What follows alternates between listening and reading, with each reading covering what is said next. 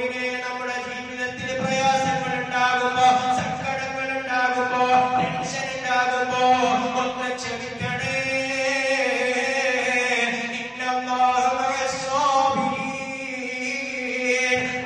കാലഘട്ടങ്ങളിൽ പ്രയാസങ്ങളിൽ ആരാണോ ക്ഷമിക്കുന്നത്, ആരാണോ സമയം കാണിക്കുന്നത്, അവന്റെ കൂടെ യജമാനനായ ഖാലിഖായ റബ്ബുണ്ട്.